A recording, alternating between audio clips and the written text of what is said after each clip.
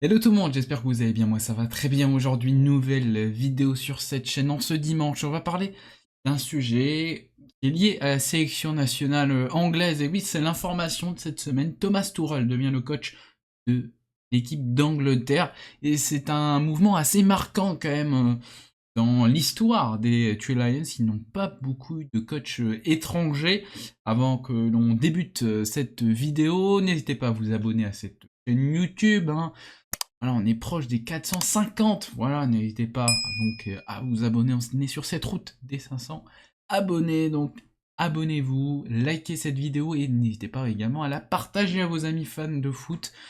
Très certainement les intéresser. Donnez-moi également votre avis en commentaire. Pour vous, est-ce que c'est une bonne idée de prendre Thomas Tuchel comme coach pour l'équipe d'Angleterre? Je pense qu'il peut y avoir des avis très intéressants. Thomas Tuchel, déjà, qui était libre suite à son départ du Bayern de Munich, a pris des vacances, voilà, et donc aujourd'hui il est coach des Three Lions. Déjà, si on revient sur le CV du coach allemand, déjà le coach allemand commence du côté de Mayence, puis ensuite il va du côté de Dortmund, un petit peu dans les pas de Jürgen Klopp, voilà, où il fait Mayence puis Dortmund.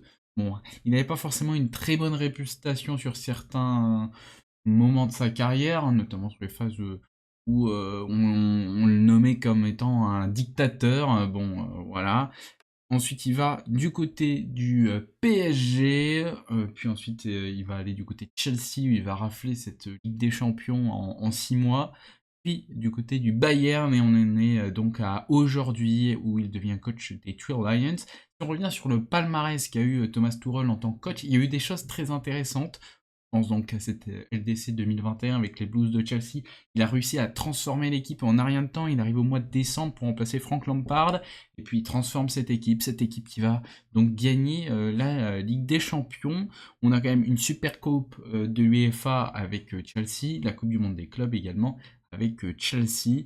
Bon, avec le PSG, on a cette finale perdue de la Ligue des Champions pendant ce Final 8, cette finale de LDC pendant le Covid. On a quand même 2 titres de champion de France. On a bien évidemment une Coupe de la Ligue, une Coupe de France et le Trophée des Champions. C'est quand même un palmarès assez fourni. Champion d'Allemagne. On a également une Coupe d'Allemagne. Bref, on a pas mal de choses dans ce palmarès pour Thomas Tuchel.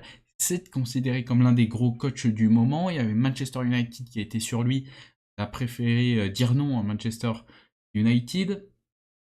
Et son souhait était de retrouver un poste en Angleterre, car il aimait bien la vie anglaise. Depuis son départ de Bayern, il est même reparti en Angleterre pour y vivre, hein. Il a un logement du côté de Londres, si je me trompe pas, hein. Ça l'avait fait chier, clairement, si on peut parler comme ça, de partir de Chelsea, hein, car il aimait vraiment bien la vie là-bas. Donc forcément ce retour en Angleterre, hein, avec la sélection nationale, bah, c'est plutôt intéressant pour lui, et bah, un mariage qui peut être parfait sur certains angles. Pour vous, est-ce que c'est une bonne idée, c'est une mauvaise idée? On va revenir un peu plus dans cette deux visions un petit peu plus tard. On va aussi parler de l'Angleterre, l'Angleterre qui a limogé, enfin comme un accord, Gareth Southgate et l'Angleterre qui ont cessé de travailler ensemble. Gareth Southgate qui a réussi quand même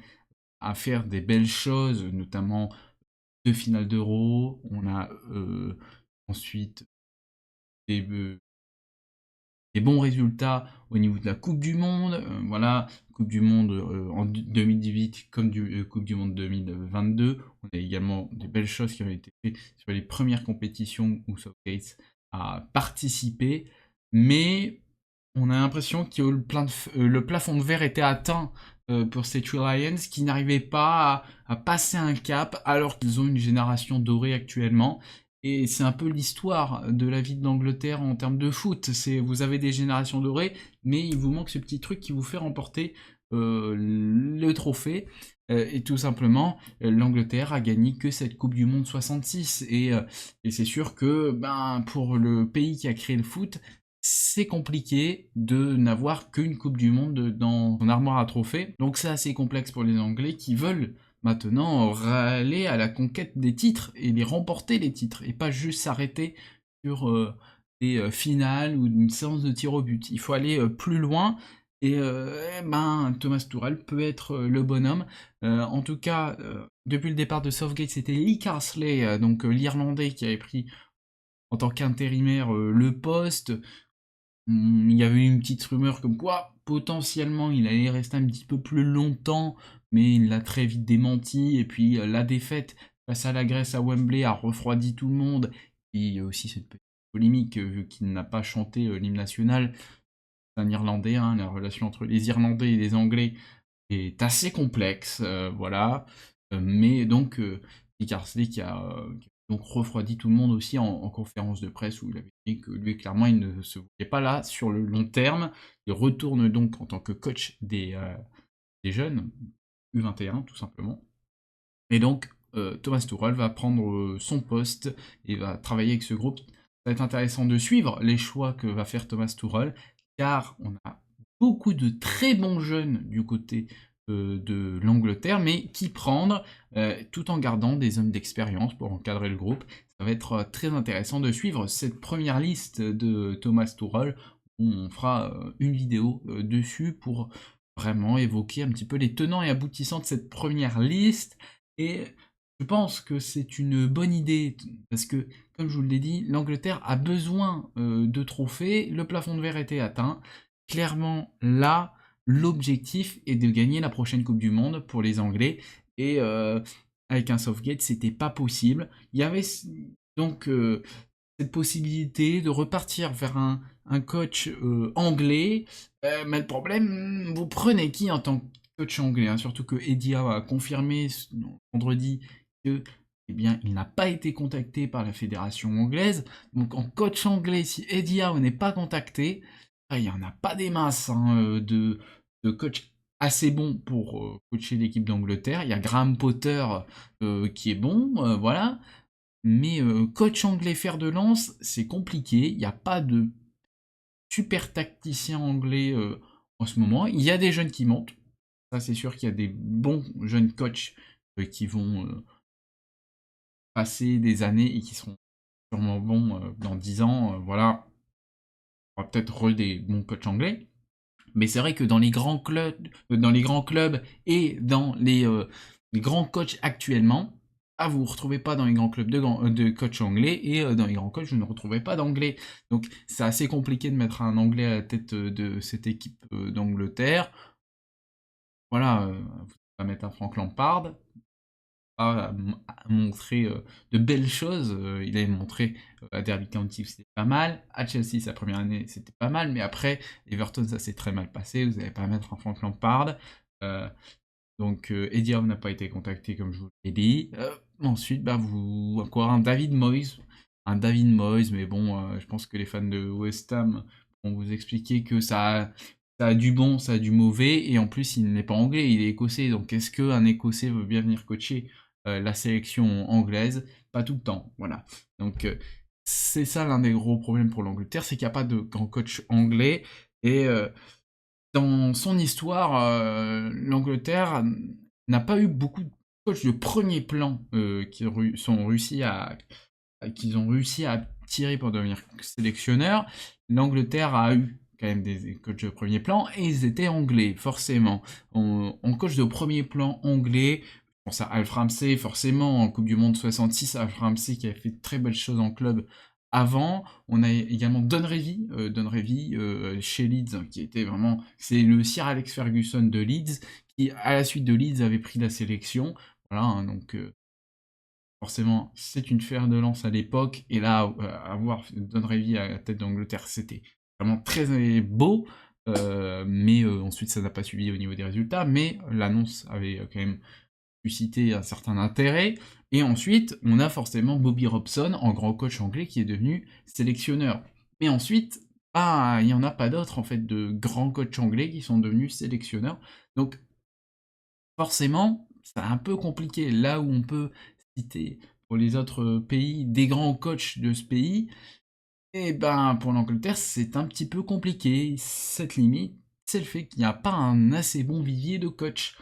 Et donc, forcément, vous devez voir à l'étranger. L'Angleterre avait déjà été voir à l'étranger. Je pense notamment à Goran Eriksson, à son âme, hein, qui est malheureusement décédé il y a un petit mois de cela, voilà, qui a été sélectionneur de l'Angleterre. On a Fabio Capello, en plus récent, coach italien, qui est devenu coach de l'Angleterre, mais c'était Capello sortait du Real de Madrid, mais je sais pas, là c'était différent. Là, Thomas Tuchel, c'est vraiment l'un des coachs au premier plan en ce moment, donc c'est vraiment une très belle prise de la part de l'Angleterre. Voilà, Tuchel, on pourrait très bien le voir dans des très très très grands clubs, et ça montre la puissance aujourd'hui du football de sélection, qui a beaucoup plus d'argent qu'avant, et qui permet également de prendre des entraîneurs qui auraient pu très bien aller dans le football de club. Ça montre que voilà, la sélection est aussi une puissance financière qui peut venir choper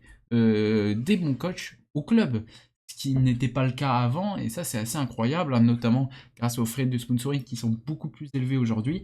Donc bah forcément la sélection anglaise a beaucoup d'argent et n'ont pas peur de mettre des millions et des millions pour réussir à attirer un coach pour une sélection plutôt que pour un club. Ceux qui sont partisans que prendre Tourelle est une mauvaise idée, c'est le football de sélection, c'est réservé aux Anglais. Oui, mais il y a des... Enfin, c'est réservé aux Anglais pour la sélection anglaise. Mais c'est réservé aux personnes qui sont de cette nationalité.